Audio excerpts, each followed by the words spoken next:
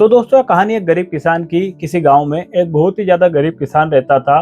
वो पूरे दिन भर मेहनत मजदूरी करता और उसको जो भी मिलता उसी से अपना जो घर परिवार है उसका लालन पालन वो करता था।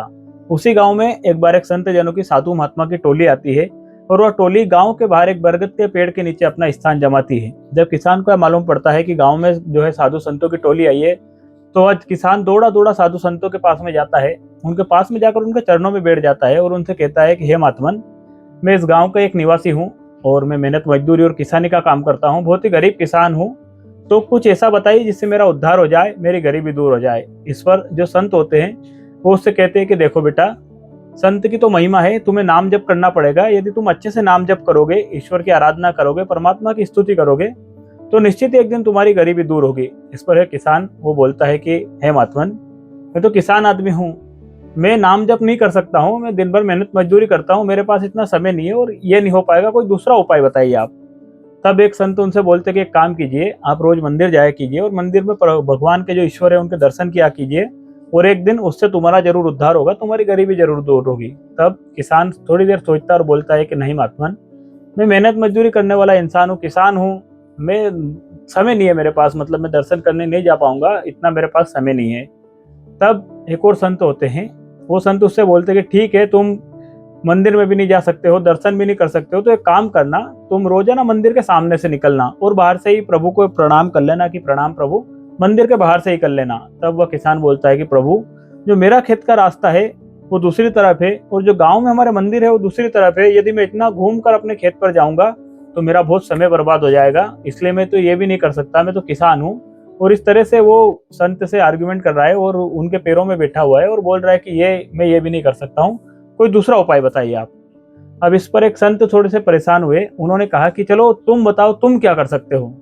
तब किसान बोला कि प्रभु, मेरे खेत के बगल में एक किसान रहता है और वो भी मेरी तरह ही परेशान है और रोजाना वो बिल्कुल समय पर अपने खेत पर आता है, मैं भी समय पर अपने खेत पर जाता हूँ, तो मैं उसका चेहरा देख सकता हूँ, रोज उसका चेहरा देखूंगा और उसका चेहरा देखकर ही मैं ईश्वर का नाम लेकर भोजन करूंगा, बस इतना मैं कर सकता हूँ। तब संत ने बोला कि ठीक है, एक काम करो, तुम यही करो, रोजाना उस किसान का चेहरा देखना और चेहरा देखने के बाद में ही तुम भोजन करना, एक दिन तुम्हारी गरीबी जरूर दूर होगी, ईश्वर तुम पर भी कृपा करेगा। बस अब किसान अपने घर पर जाता है, अपना टिफिन पैक करता है और बगल वाले किसान की तरफ खेत पर जाता है। जब बगल वाले किसान को देखता है कि हाँ ये यही है, उसका चेहरा देखता है और भोजन करता है। बस अब उसका रोजाना का रूटीन बन गया था, वो जब भी जाता अपने खेत पर, खाना खाने से पहले, भोजन करने से पहले उस किसान का चेहरा देखता और फिर वो भोजन करता, बस उसका भी रूटीन था। और उसने बात किसी को बता नहीं रखी थी कि मैं इस तरह का काम कर रहा हूँ, ना तो उसने अपनी पत्नी को कभी बताया, ना अपने बच्चे को कि मैं इसका चेहरा देखता हूँ इसके बाद ही जो है भोजन करता हूँ, क्योंकि वो दिन भर मुंह के सामने ही रहता था, खेत पर ही रहता था, तो उसका चेहरा बड़े आराम से उसको नजर आ जाता था। अब एक दिन क्या हुआ कि किसान को बहुत तेजी से भूख लग रही थी, उसने दिन भर खेतों में काम किया और उसने बगल वाले खेत में देखा तो आज वो किसान आया नहीं था। अब उसको जोर से भूख लग रही थी और वो उसका इंतजार कर रहा था कि कब ये आए और कब मैं इसका चेहरा देखूं और फिर मैं कब खाना खाऊं। परंतु सुबह से शाम हो गई, शाम के 6-7 बज गए। अब उसकी भूख ने भी जवाब दे दिया था, परंतु वो जो बगल वाले खेत वाला किसान था वो अभी तक आया नहीं था। तब उसने जो बगल वाले किसान है उसके परिवार वालों से पूछा कि आज ये कहाँ गए, आए क्यों नहीं है खेत पर। तब उन्होंने बोला कि वो तो तालाब में मिट्टी खोदने के लिए गए, इसलिए आज वो खेत पर नहीं आए। अब इसने सोचा कि भूख बड़ी जोरों की लग रही है, शाम का भी समय हो गया है, पता नहीं रात को भी खाना मिलेगा या नहीं, क्योंकि उसका चेहरा जब तक देखूंगा नहीं तब तक खाऊंगा कैसे। तो ये आदमी दौड़ कर जाता है तालाब के किनारे और तालाब के किनारे दौड़ कर जाता है तो किसान वहां पर मिट्टी खोद रहा था और ये दौड़ कर तालाब के किनारे जाता है और उस किसान को देखता है। तभी उस किसान के हाथ में जो मिट्टी खोद रहा था उसके हाथ में एक पोटली लगती है जिसमें सोने के सिक्के निकलते हैं। अब वह किसान आसपास देखता है और वो विचार करता है कि कोई देख ना ले, बस इतना हो, मेरी तो गरीबी दूर हो गई, सोने के सिक्के मिल गए, बस अब कोई देख ना ले वरना बखेड़ा खड़ा हो जाएगा।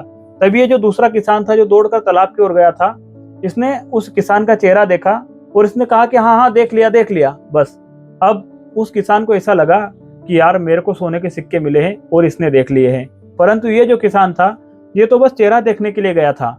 और जब वो दूसरा किसान जब देखता है कि इसने मुझे देख लिया है और यह पूरे गांव में जाकर के बताएगा, तो किसान दौड़ के इसके पास जाता है, परंतु इसको तो बहुत तेज भूख लग रही थी तो ये भागते हुए खेतों की ओर जाता है और ये दूसरा किसान इसके पीछे दौड़ता हुआ जाता है और आखिरकार उसे जाकर रोक लेता है और उससे बोलता है कि भाई, तूने देख लिया है, अब किसी को भी मत बताना, एक काम कर, इसमें से आधे सोने के सिक्के तू रख ले मुझे इतने सारे सोने के सिक्के तालाब में जो मिट्टी खुदाई करते समय मिले हैं, वो व्यक्ति अपनी पोटली निकालता है और उसमें से आधे सोने के सिक्के इस किसान को दे देता है।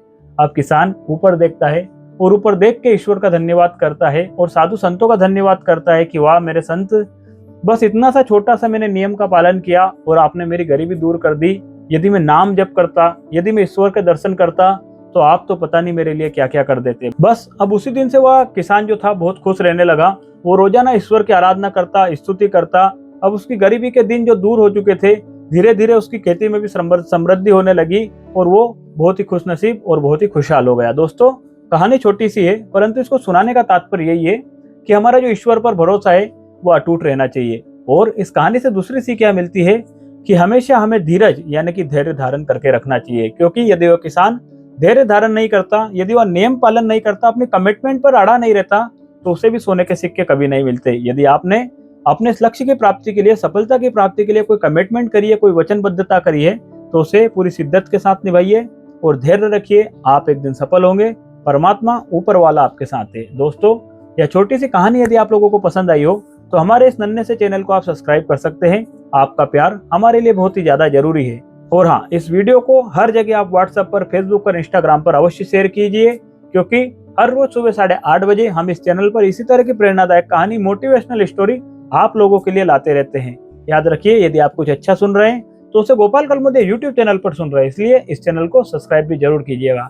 आज की इस छोटी सी नन्ही सी प्यारी सी कहानी में इतना ही। मिलते हैं कल किसी एक और अच्छी और मजेदार कहानी के साथ। तब तक के लिए जय श्री कृष्णा।